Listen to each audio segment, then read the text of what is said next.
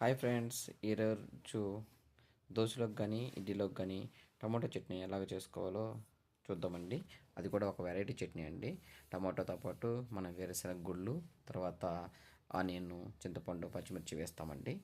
పైన వీడియోలో చూపించిన విధంగా ఈ వస్తువుల్ని, ఇంగ్రీడియంట్స్ అన్నిటిని తీసుకొని అన్నిటిని క్లీన్ చేసి పెట్టుకోవాలండి. తర్వాత పెనం మీద కొంచెం వేరుశనగపప్పు కావాల్సిన విధంగా తీసుకొని వీటిని వేడి చేసి కొంచెం పొట్టుపోయేంత వరకు వేడి చేయాలండి. తర్వాత అదే పాత్రలో కొంచెం వేడి నూనె వేసి వేడి చేసుకొని కావాల్సిన పచ్చిమిర్చి వేసి బాగా ఫ్రై చేయాలండి. ఫ్రై చేసి వీటిని పక్కన తీసి పెట్టుకోవాలండి. అదే పాత్రలో మనం కట్ చేసి పెట్టుకున్న టమోటా ముక్కల్ని వేయాలండి. టమోటా ముక్కలతో పాటు ఆనియన్,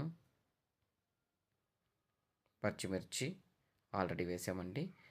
కొంచెం జీలకర్ర వేసుకోవచ్చు. తర్వాత ఆనియన్, జీలకర్ర, టమోటా అంతా బాగా వేగిన తర్వాత దీంట్లోకి కావాల్సినంత తగినంత విధంగా ఉప్పు వేసుకొని మళ్ళీ బాగా కొంచెం ఉడకనివ్వాలండి. ఫైనల్గా కొంచెం పెద్ద సైజు గోలి అంతా చింతపండు తీసుకొని ఇదే మిశ్రమంలో వేసుకొని ఇంకొంచెం సేపు ఉడకబెట్టాలండి. ఇవన్నిటిని బాగా ఉడికి అనుకున్న తర్వాత మనకు కావాల్సినంత గుప్పెడంత కొత్తిమీర తీసుకొని శుభ్రం చేసుకున్న తర్వాత దాన్ని మనం కట్ చేసుకొని పైన ఇచ్చిన మిశ్రమంలోకి వేసుకోవాలండి.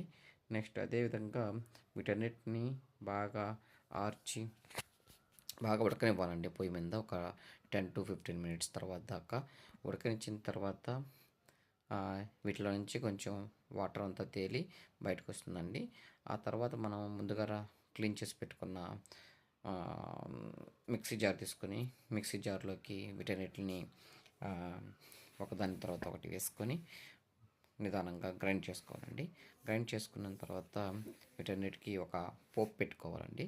ఈ పోపు పెట్టుకోవాల్సిన పదార్థాలను కూడా ఇక్కడ చూపించడం జరిగింది. సో ఇదే విధంగా ఈ పోపు ఫస్ట్ ఆయిల్ తీసుకొని నెక్స్ట్ ఆనియన్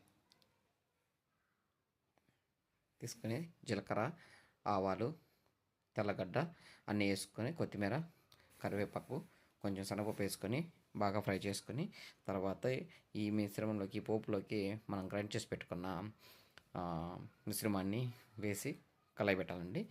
ఫైనల్గా గుమగుమలాడే టమోటా చట్నీ రెడీ. తినండి, తిని ఆనందించండి.